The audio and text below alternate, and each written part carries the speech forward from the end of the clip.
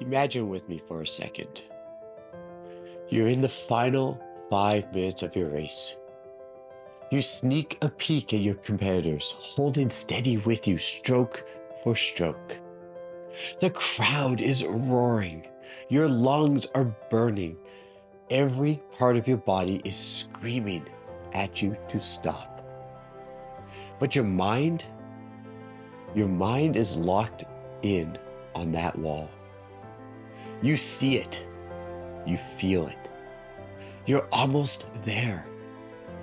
Just one more long reaching stroke, and you know, this is it. This is where races are won or lost, where you can celebrate all that you've worked for, or be smacked in the face with disappointment. What is the result you want when you hit that wall? For those who are new and wondering who is this guy and why should I listen to him? I'm Coach Chris, an elite swim coach with over 20 years in this sport, training national level athletes and helping swimmers of all levels break through what's holding them back. I'm also the founder of the Swim Accelerator, and I'm obsessed with helping swimmers go faster. Not by swimming harder, but by swimming smarter. Mastering the final piece of your race is one of the fastest ways to drop time and finally swim at a level you know you're capable of. Here's the secret that most swimmers overlook. You don't need to be faster everywhere. You just need to be faster when it counts. And the finish, the last 5, 10 meters, that is where it counts the most. I've seen swimmers fall short of lifetime bests by a tenth of a second.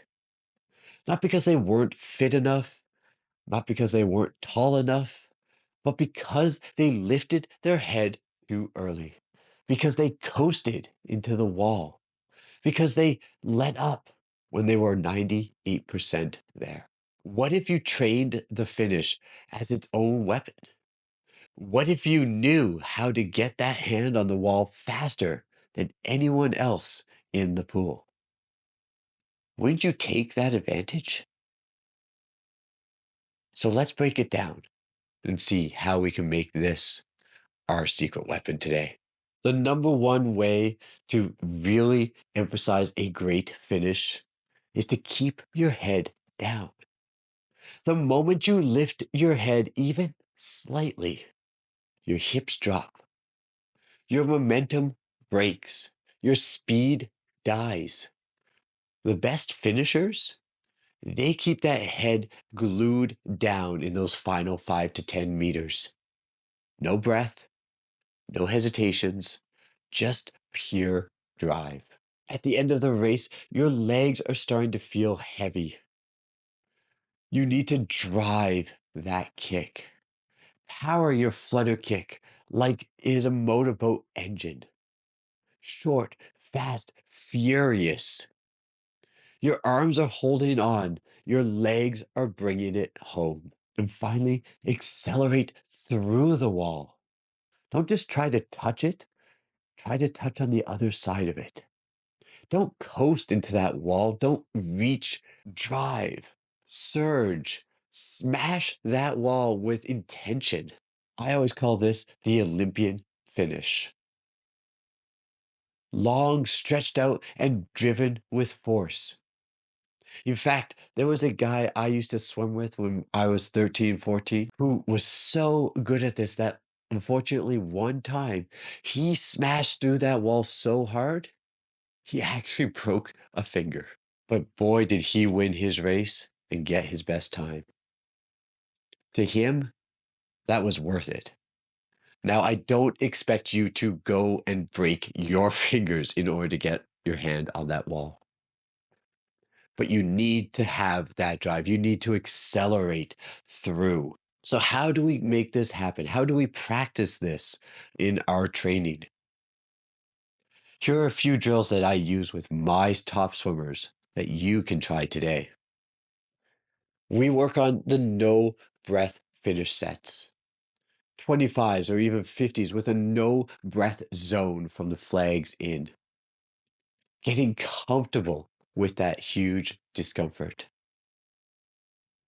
We do resistant finish work. I'll strap on a parachute or drag socks for 15 meters. Then I'll have my swimmers rip them off and leave them in the middle of the pool and sprint to the wall, feeling that speed difference. You can also get a bungee cord.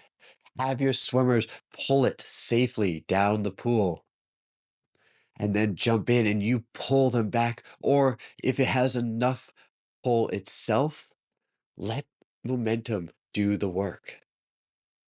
They'll hit speeds that they didn't even know they were capable of. I also like to include sprint breakouts into the finish. Practice the first and last 15 meters of your race. These are your bookends. Make them lethal. I can have swimmers go out 15 yards, flip, and then sprint back to the wall. Practice having to generate that speed from essentially a dead stop to maximize efficiency in each pull to drive a fast finish and high tempo. A relatively new one that we've been working with is the reverse glide variation. I need to state that I have borrowed this drill from the Sun Devils. What you do is you jump into the water feet first, arms in a streamline, then roll onto your stomach and include powerful underwater kicks, then fast into the finish. It's a tiring yet highly effective finishing drill. You know what separates elite swimmers from everyone else? They don't hope to finish well. They train to. Visualize your finish. Every rep, every practice.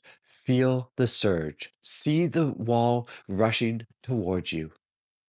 Breathe into that pain and go anyway. When you rehearse it enough, your body starts to believe it. One of my swimmers, Megan, she was stuck in the 50 free for the longest time at just a 25. She really wanted to hit her sectionals time. She was always adding point 0.2, point 0.1, point 0.3 seconds at various times until we reviewed her finish. She was breathing at the flags every single time. She was also coasting a little bit into that wall, finishing very flat, very smooth. Using all the drills I mentioned before, we worked day after day for weeks on end, perfecting her finishes. It didn't just take one session, but we worked at having no breath at the end, an extended straight finish, that Olympian finish. Just like Olympians Tori Husk and Gretchen Walsh do, no flat shoulders or half strokes, but an extension with power. At her recent BVALs meet, she looked strong. She looked like she could hit any mark. But when it came to that 50 free, she went into full gear. She visualized that finish.